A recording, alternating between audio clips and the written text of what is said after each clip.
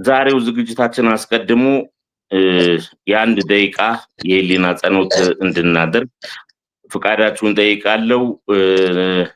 በቅርቡ ከዚህ ዓለም በሞት ያጣናቸው የኢትዮጵያ ብሔራዊ ቡድን ግብ ጠባቂ የነበረውና አሁን በተለያዩ ክለቦች የግብ ጠባቂዎች አሰልጣኝ የነበረው ሳዳት ጀማል በኢትዮጵያ የስፖርት ጋዜጦች ትልቅ አሻራቸውን ያሳረፉት በቅርቡ ያጣነው ወንደሰን ደምሴ ጋዜጠኛ ወንደሰን ደምሴ ማለት በሀገሪቷ የመጀመሪያ የነበረችዋን የመርሃ ስፖርት ይጽፍ የነበረ ከዛም በኋላ በኢንተር ስፖርት ጠጠር ያሉ የሀገር ውስጥ ዜናዎችና አስተያየቶችን ይሰነዝር የነበረ ድንቅ ባለሙያችን ነበረ። የስራ ባልደረባችን ነው። እሱም በህይወት አጥተነዋል።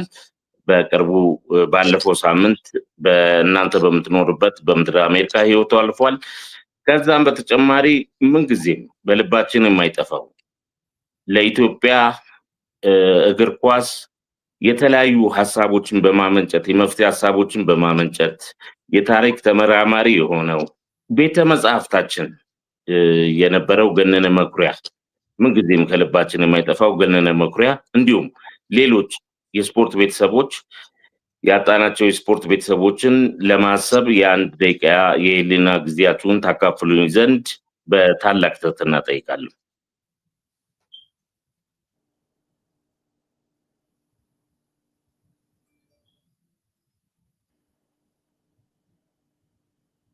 ፈጣሪ ነፍሳቸውን በአጸደ ገነት ያኑርልን። ወደ ዛሬ ቆይታችን እናምራለን። ለሰጣችሁኝ እድል በእግዚአብሔር ይስጥልኝ፣ አመሰግናለሁ። መዝሙረ ማች ኤጀንት ስትሆን አሰልጣኝን የመገምገም ትምህርቱም አለበት ውስጡ ላይ። ያ ቅድም እንዳልኩ ነው።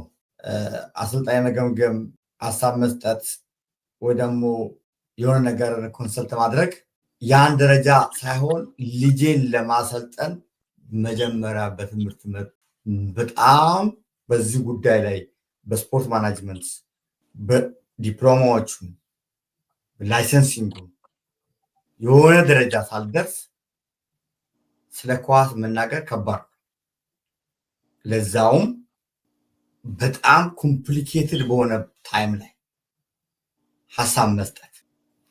ግን ትምህርቶቹን እየተማርክ ያወቅከው እየተደሰት አንተ አልናገረውም ብትል ያወቅከው ያ ነገር ሀሳብ እንድትሰጥ ያደርጋል። ባለሙያዎቹ ትልቅ ናቸው።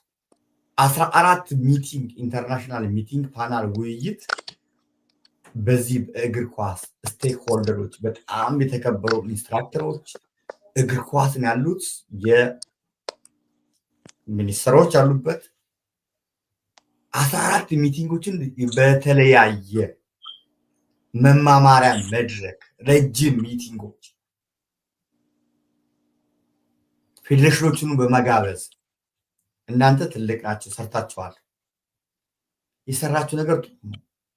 እንዴት ደግሞ ወደፊት እናስቀጥል ስሙስ በሆነ መንገድ የኢትዮጵያ ማለት ነው። ኢትዮጵያ ያደረግነው ኢንተርናሽናል 14 ሚቲንግ ትላልቅ ሚቲንግ ነው። ዝም ብሎ እንዘረለ ስቴክሆልደሮች ኢትዮጵያ ውስጥ ያለ በሙሉ አንድ ላይ ሆኖ በአብዛኛው ግን የወጣቶችና ስፖርት ሚኒስትር የነበሩት አቶ ቀጀላ መርዳሳ፣ ምክትል ሚኒስትር የነበሩት አቶ አምባሳደር መስፍን ቸርነት፣ እነ ኢንስትራክተር ሰውነት ቢሻው፣ ኢንስትራክተር አብርሃም መብራቱ፣ ጋዜጠኛ ሰይድ ኪያር ብዙ ጊዜ ስታደርጉ የምታዩት እናንተ ነበራችሁ። እና ያንን ሚቲንጉን በማድረግ ሀሳብ በመስጠት እና ለማማከር ሳይሆን መፍትሄ መፈለግ ሶሉሽን መፈለጉ ደግሞ መንገዱ አሰልቺ ሲሆን እስቲ በዚህ ሀሳብ ቢሞክርስ ደግሞ ትላለህ እንጂ አንተ ይሄ ይሁን ብለህ መስጠት አትችልም፣ ማስገደድ አትችልም። አሁን በዚህ መንገድ እየሄድን መንገዱ ሁል ጊዜ ዝግ ሆነብን። ሁሌ ዝግ ነው። በዚህ ጋር ስትሄድ እርግጠኛ ነኝ ከጥቂት ቀን በኋላ ሌላ መንገድ አፈልግም ይፈልጋል። ያንን ነው እኛ ምን ሎጂክ ብቻ የምናገረው እንጂ እንደዚህ ነው የምትሰሩት ብሎ ሀሳብ መስጠት አለ። መፍትሄ ፈልጉ። እሺ፣ ለዚህ የእግር ኳስ ፌዴሬሽን ፕሬዚዳንት አቶ ኢሳያስ ጅራ የመነጋገር እድል አግኝተህ ነበረ? ዋን ረጅም ጊዜ ዋን ለዛው። አዎ፣ እሳቸው አማካኝነት አማከር ተብለህ ስትባል አልተቀበልክም። እንደውም በዚህ ዙሪያም ምን አስተያየት ተሰጠ? የሚፈልገው አሰልጣኝ ነበረ። በሱ ስር የቴክኒክ ኮሚቴ አባሎች ነበሩ። የነሱ መበተን ጠጅ ጠምዝዘው አሰልጣኝ ይመለስ ከማለት ደርሰው ነው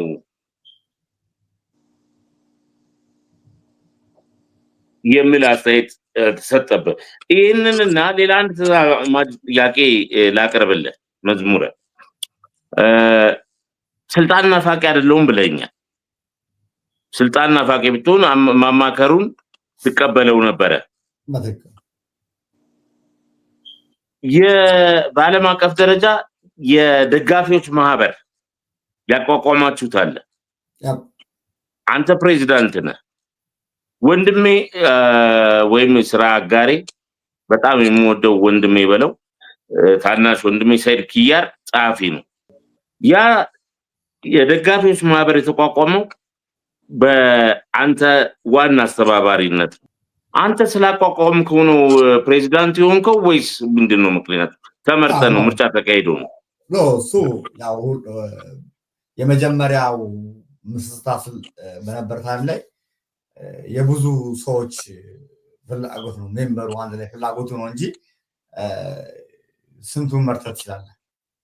አዎ፣ አይ ማህበር ስለሆነ ማለት ነው። የደጋፊዎች ህጋዊ ነው። አሜሪካን ሀገር ህጋዊነት አግኝቷል። ሀገር ላይሰንስ ወጥቶለት። አዎ፣ ያ ህጋዊ ተቋም በምን መስፈርት ነው አንተ ፕሬዚዳንት የሆንከው? በምርጫው ነው። ምርጫ ተካሂዶ ነበር።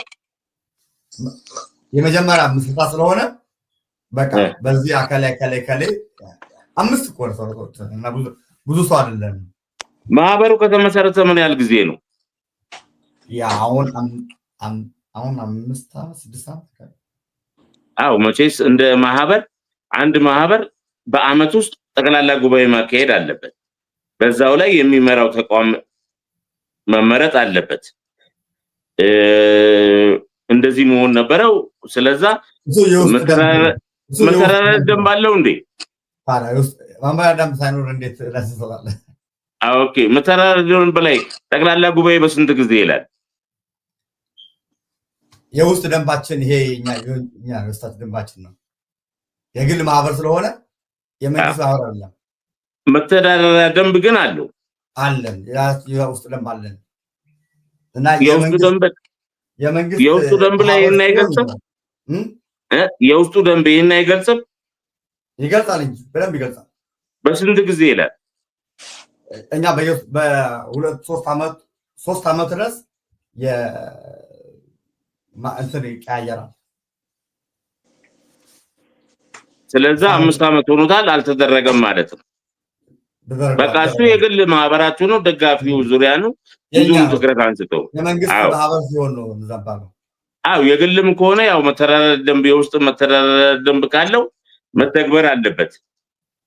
እሱ የኛ ማህበር ነው፣ የእናንተ ማህበር ነው። የውስጣችን መተዳደሪያ ደንብ ነው እሱ። በ3 ዓመት ይሆናል አልከኛ። በ3 ዓመት ከሆነ ያ ነገር ተፈጻሚ አይደለም ማለት ነው። አይ ይሄን ብዙ ትኩረት አንስተው ምሽንቶ ያ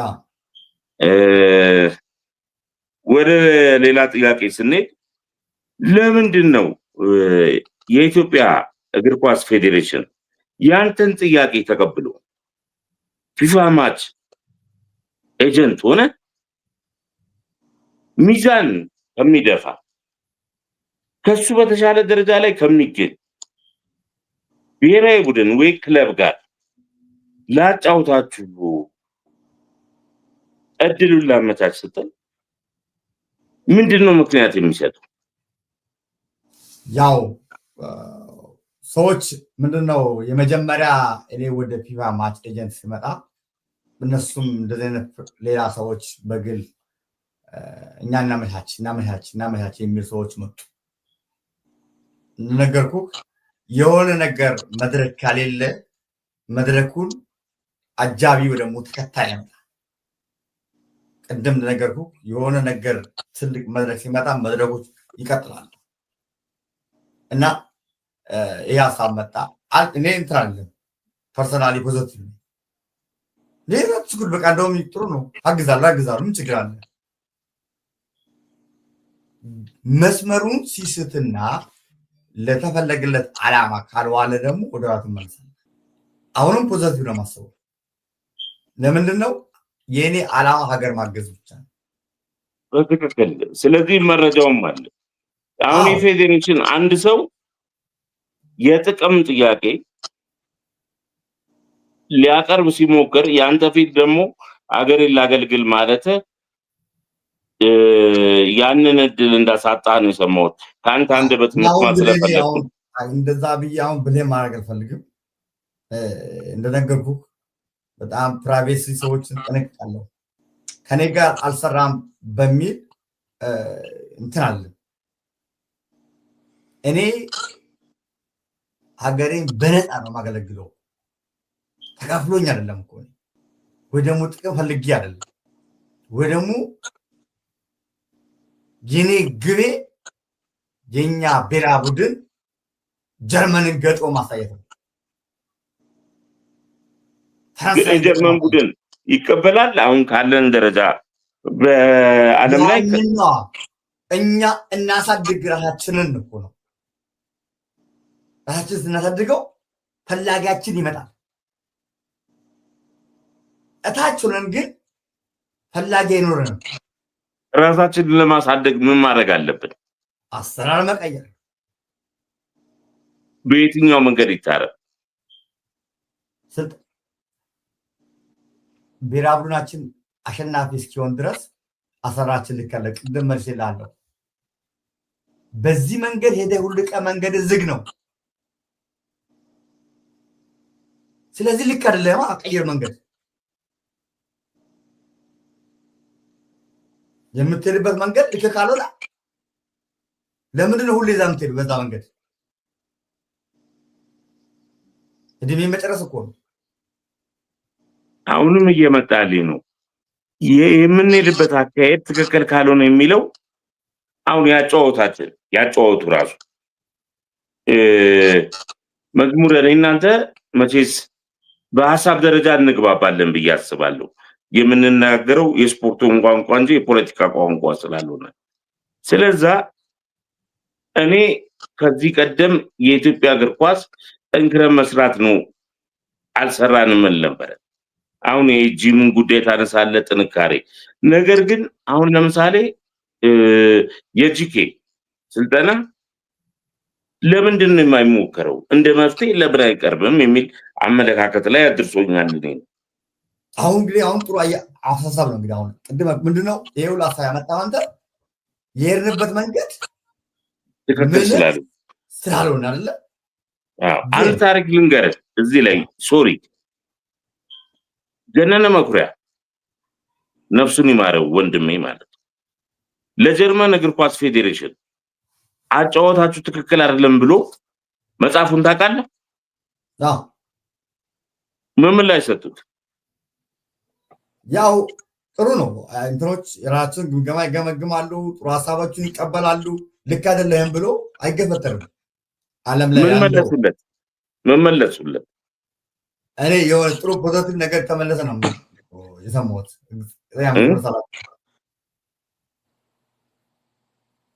በዝርዝር አስረዳል ነው ያሉት። ከዛ የጀርመን መንግስት የጀርመን እግር ኳስ ከድሮ ጥለዛ ማለት ነው አሁን ጥቁር ስለሆነም ይሆናል ገነነ መኩሪያ የወሰዱት ነገር አለ። ገባ? አንዳንድ ጊዜ በሐሳብ ልዩነት ትፈጥራለህ። እኔና ገነነ በሐሳብ አንግባባም ነበር። ነገር ግን እየቆየ ስትሄድ ለምንድን ነው ያጫወተ የማይሞከረው ብዬ እስከ ማለት ደርሻለሁ።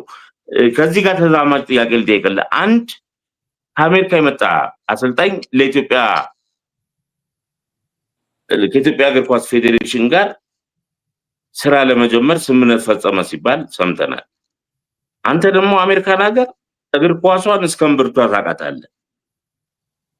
ያ ሰውዬ እውነት ባለሙያ ነው ወይ? ያው እንግዲህ እሱ አጠያቂ ነው። ምንድነው ዛሬ ከዚህ በፊት እነዚሁ በፌዴሬሽን በኩል ያሉ ሰዎች ሌላ አሰልጣኝ ስታተስ ዓለም ላይ እንደዚሁ አንድ ጊዜ አንድ አሰልጣኝ መሰለኝ መድረክ ላይ በጣም አጠያቂ ጥያቄዎችን ሲያነሳ ይህን ሰው ሲገምግምና ሀሳብ ባክግራውንድ ይሉ ሲል አልነበረም።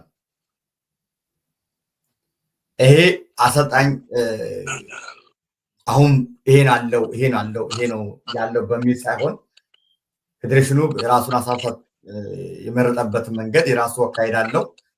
በአካል ገምግሞታል ብዬ ገምታለሁ። እኔ ግን ለዚህ መልስ የሚሆነው ውጤት ነው። አንድ ሰው ውጤቱ አላመጣም ማለት ነው።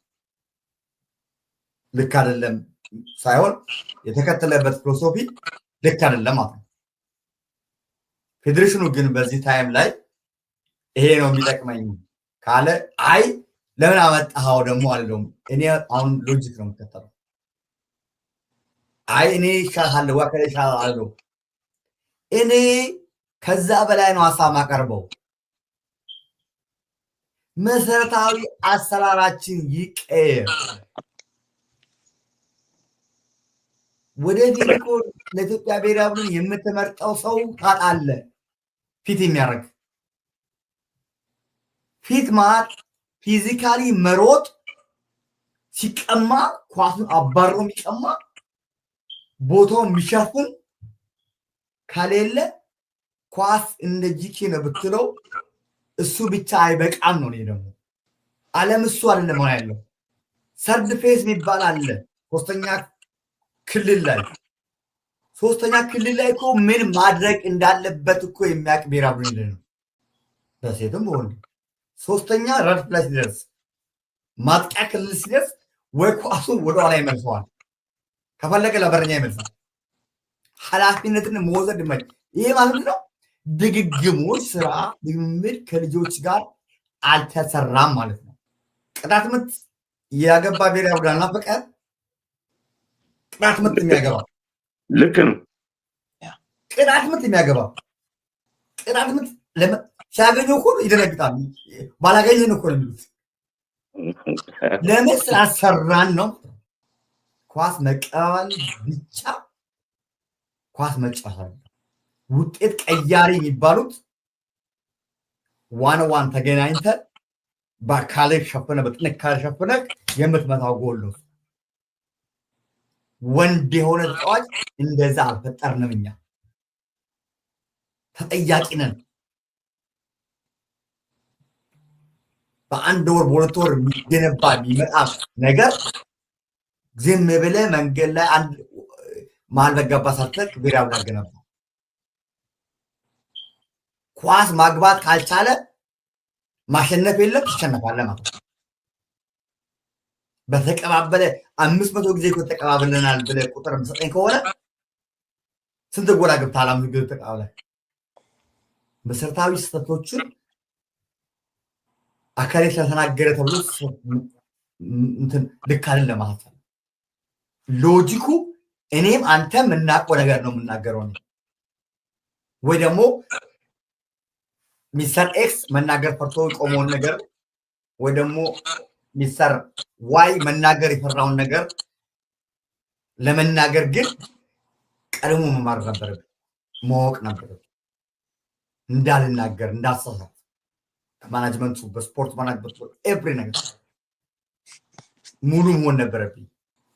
ግን ስነግረው አይ አንተ እኮ ልክ አይደለህም ካለ በቃ ልክ ሰርቶ አሳየኝ። ብሔራዊ ቡድን ተሸንፎ አንድ ጎል የሚያገባ የሆነ ነገር የሚያደርግ ልጅ መፍጠር ማለት በሞራል አሪስፔክት ኢንስትራክተር ሰውነት ነው። ከዜሮ ያሉትን ልጆች ቀጣጥሎ አሸንፏል። አንድ ጌም ሲቀረው ነው ከዓለም ዋንጫ የቀረው። ዘፈን የወጣ ለብሔራዊ ቡድን ያኔ ነው። ስለዚህ በአፍሪካ ዋንጫ ላይ አትሌት ዘመረክ ላይ መጥቷል። እንዴት ብሔራዊ ቡድኑ እንደው አሁን እዚህ ላይ ብንወያይበት ይነጋል። ለምንድን ነው ብሔራዊ ቡድኑ እነ ካፍ አሰራሩ ላይ ቀየሩትና ማለት ነው። በዛ ምክንያት ነው። ይሄ ማለት ጋሽ ሰውነትን ክሬዲት ማሳጣት አይደለም። ትልቁ ጋሽ ሰውነት ትልቁ ነገር ቅድም ሚሊየን እንደሚለው የቲም ስፕሊት አንድ አይነት ነገር ይፈጥራል። ብራቮ። አዎ። እና ምን ይል ነበር መሰለ ሜሲ እዚህ ጋር ቢመጣ እዚህ ቡድኑን አይቀላቀልም። ማን ሊያስቀምጥ ነው? አዳነን ነው ወይስ ምናምን ይልና የልጆቹ ሳይኮሎጂ ታናት ጨምሯል። አሁን ያን ልጅ ማለት ነው አምሮ ሞላው አይደለ? ከዛ እሱን ደግሞ አምሮ ሞልቶ ፊዚካሉን ጠንካራ ፓወር ያለው ጎበዝ ካላረከው አይተ እንደሆነ አበባ ቡጣቆ ላከው ኳስ ሳላዲን በዛው ነው የሚለከው። ያ የተገሰራው በትሬኒንግ ነው፣ በአሰራር ነው የተገዛው። ግን መሀል በገባ አሰርተ ደግሞ ብሔራዊ ቡድን ቢገጥሙት ለፈስፈስ እኔ ያን እምነቴ በሎጂክ አሸንፈኝ አለበለዚያ ሳታሸንፍ የኔ እኮ ይሄ ነው ምናምን ብትል ተሸናፊ ነህ። ይህን ትውልድ ለመገንባት ነገ ትውልድ እግር ኳስ የሚጫወት ትውልድ ለመገንባት እኛ በሀሳብ ተፋጭተን አንድ ሀሳብ አይደለም መቼም አመጣም። ጓደኛ መሀል ላይ አብረን የምትኖር ጓደኛ ሀሳብ አትለም፣ ግን ተጠጋግተን ነው የምትኖረው። ጥሩ ነገር ለማምጣት ተጠጋግተን ጥሩ ነገር ለማምጣት እንትን ነው እንጂ ተወራውረ አይደለም። እኔ በጣም በስሙት ነው መንገድ ነው የሚሄደው። ረጋ ባለ ለምን ሪስፔክት አደርጋለሁ፣ ባለሙያ አከብራለሁ። በዛ ቦታ ላይ 40 ዓመት 30 ዓመት የሰራ ሰውን አልተችም። የኔ መተቸት አሰራር ነው፣ አካሄድ ነው። ዓለም ያለበት ደረጃ አይኔ ልክ ነው ካለ ልጁ ምን አለ አንድ ተጫዋች ቅጣት ምት መጥቶ የሚያገባ ተጫዋች ፍጠርልኝ እዛ ብሔራዊ ቡድን ውስጥ ወይ ደግሞ አመራሮቹ ይሄንን መድረክ ከታች እየሰራ ነው ካሉ እነዚህን ያሟላ ተጫዋች ይምጣ። ዋን ተገናኝቶ ደረቱን ነፍቶ ከልሎ ኳስን የሚመታ ተጫዋች ይምጣልኝ። አይ ቆይ ሚሊ እየደከመው መሰለኝ። ችግር የለም ከትሬኒንግም ምናምን ስላልክም እንደው የማጠቃለያ ነገር እንነጋገርበትና ከመዝሙረ ጋር ትንሽ ጨመር እናደርገዋለን። ያው አንተ ከትሬኒንግ ነው የመጣው፣ መዝሙረም እንደዛ አለው። ግን ሲታይ አሁን አጀማመረኝ ብዬ ነበር። አዎ የሚሊ እንግዲህ አቀማመጡ ራሱ ጨለማን ተገን በማድረግ ብሎ አደረገው እና እንደው ሚሊ እንደማጠቃለያ እነዚህን ጥያቄዎች መልስልንና ግዴለም አንተ ረፍ እውነት አስቸግረናል እና መዝሙረ እንደው ካንተ በኋላ አንድ 10 ደቂቃ ደግሞ እንጨምርና እንጫወታለን። መቼስ ሰዓታችሁን ከስራ ከድካም ከቤተሰብ 2 ቀን ለይቻችሁ እንደዚህ ያደረኩ እግዚአብሔር ያክብርልኝ። ቴንክ ዩ በጣም አመሰግናለሁ።